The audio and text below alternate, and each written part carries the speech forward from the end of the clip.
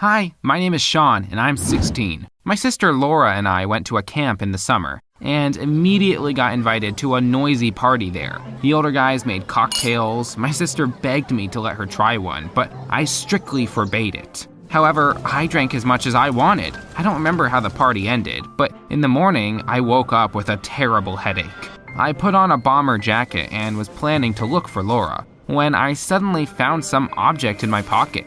It was a brand new Apple Watch, but where had it come from? Moments from yesterday's party began to pop up in my memory. Oh no, anything but that. I was holding the watch that Rita, the girl I'd liked at first sight, had been bragging about all evening. Had I gone crazy enough to steal that watch from her? I changed my mind about going out and paced the room for a while. Then someone knocked on the door.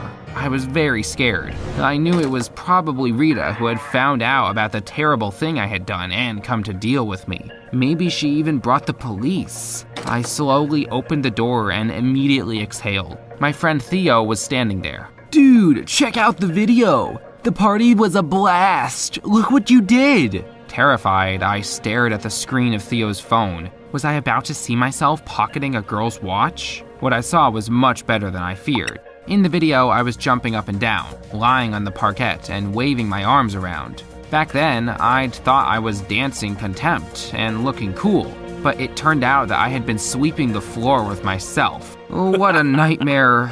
Wait, Theo, rewind a little. In the background, I saw something much more interesting than my failed dance. Laura had crept up to my jacket and put someone else's watch there. How mean of her. She must have decided to take revenge on me for depriving her of cocktails. I would have quickly forgiven my sister for any other prank, but not this time. After all, Laura knew how much I liked Rita, and still made me look like some kind of criminal. Oh, I almost felt sorry for my sister. But first, I had to return the watch unnoticed. I waited until the girls had left for lunch, sneaked into Rita's room, and put the watch in her purse. I tiptoed out into the corridor when I suddenly heard my sister's voice. What were you doing in our room? I was doing something Theo asked me to do.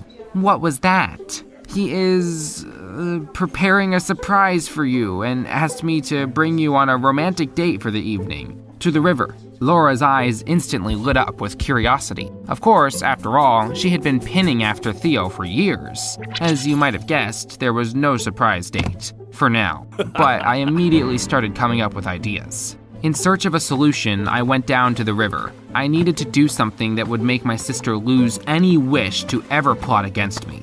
That's when I saw a Zorb ball. You know, a transparent one in which you can roll on water. Laura had never been much for extreme sports. That's why the Zorb ball suited my plans perfectly. In the evening, I went to get Laura and blindfolded her. Is this necessary? Theo asked me to do it, otherwise there would be no surprise. Well, okay, I trust you.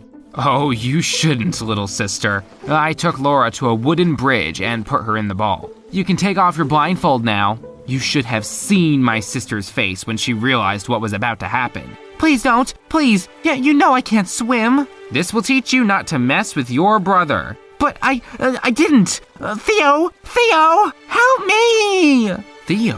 What was he doing there? I looked around and really did see my friend. He was sitting on the sand a couple of meters away from us and doing something on his phone. But he didn't even look up at Laura's cry. I saw despair in my sister's eyes and even felt sorry for her for a second. But then I remembered what she had done, put all doubts aside, and pushed the ball into the water. Ah! Help me! Ah! Frightened, Laura was spinning in the ball like a squirrel in a wheel. Theo and I were almost falling over from laughter. My revenge was a success. I was about to set my sister free when I suddenly realized that her ball was already very far away from us. It had been swept away by the current while we had been having fun. My breath caught in my throat. The prank had gone out of control. I just wanted to scare my little sister, not leave her stuttering for life. Theo, let's run along the shore. We can swim to the ball and then roll it back to land. Dude, why should I bother? She's your sister and I barely know her. I clenched my fists, but there was no time to deal with him. With all my strength, I rushed after Laura, barefoot on the hot sand. Just as I was almost catching up to the ball, as luck would have it, it would swim further and further away. I don't know how much time passed before the Zorb ball stopped. I breathed a sigh of relief when all of a sudden there was a loud banging, like something had exploded.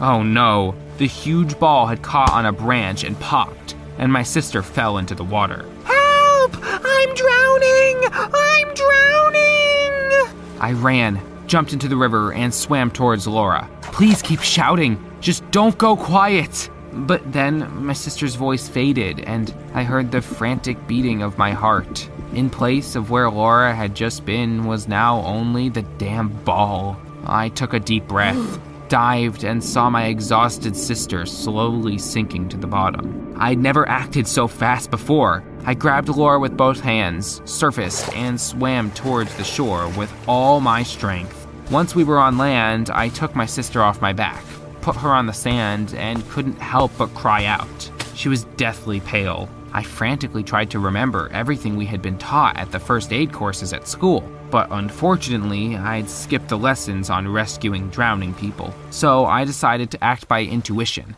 like the people did in movies, and pressed on Laura's chest with my hand several times. She suddenly stuttered and started coughing. I was overjoyed and hugging my sister tightly, but she pushed me away. Are you insane? Why did you do that, Sean? I'm so sorry, sister. I'm sorry. Please, You're in for it now. I'll tell our parents. Go away. I don't want to see you anymore. Anger and the unfairness of it all got to me. Oh yeah? Don't forget, I have something to tell them about you too. What are you talking about? Don't pretend to be innocent. I found the phone in the sand and showed Laura my proof. But the longer my sister watched the video, the more upset she got. In the end, she even burst into tears. Sean, I really don't remember this. I would never do that. Oh really? So you didn't listen to me and got drunk that evening? No, that's not it. Let's go. We both messed up. Let's just forget everything. On the way to the camp, I told Laura about Theo's words. She tried to look indifferent, but I knew my sister too well. A tear ran down her face. My news broke Laura's heart, but I still hoped I would get to date Rita. That evening, I came to her and suggested we take a walk together, but she looked at me from under her brows. Why? Do you want to launch me in a ball down a river? What are you talking about? Let's take a walk, chat, get to know each other better. I'm sorry, but I don't want to know anything about a guy who is capable of doing that to his own sister. That was the last time we talked. She tried to stay away from me until the end of the camp. It was official. That summer was the worst in my life.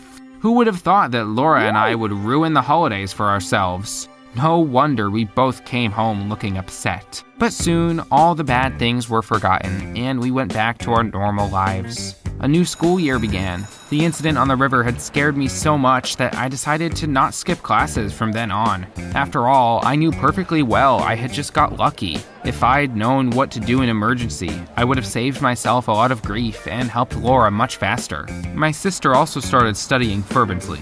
Everything went on as usual until I noticed a strange habit of Laura's. Almost every day, she brought different things home from school. In just a couple of weeks, new diaries, a silver bracelet, a set of colored pencils, perfume, a pair of large shoes, and even glasses appeared in our house, even though everyone in our family had good eyesight. Curiosity eventually got the better of me, and I asked Laura, "Where do you get the money for all these things?" Mom gave me some, and I have been saving up. Where else would I get the money? But Mom and Dad gave me much less. Girls are always everyone's favorites, brother. Don't take it personally.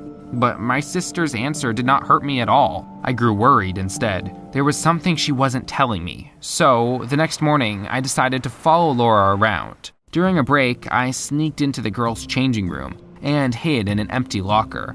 When Laura came back from her gym class, I held my breath and peeked through the slots in the locker. What I saw absolutely shocked me. Laura, looking around and, after making sure that no one was watching, came up to someone else's backpack, pulled out a mirror from it, and put it in her own bag.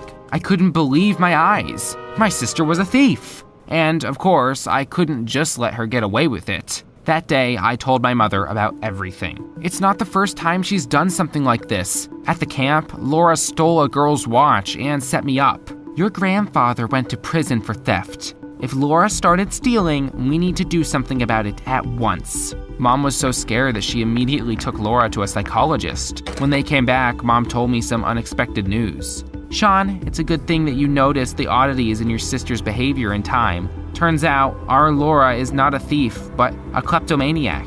It sometimes happens to teens. The doctor prescribed her pills and promised that everything would get better soon. I felt so terribly ashamed of myself. After all, back then, in the camp, I had punished my sister for a disorder she herself hadn't even known about. Poor Laura had gone through something so scary, and all because I had been obsessed with revenge, and hadn't even tried to understand the situation. As you can see, it didn't do any good. That's why now I think 100 times before deciding to do something rash.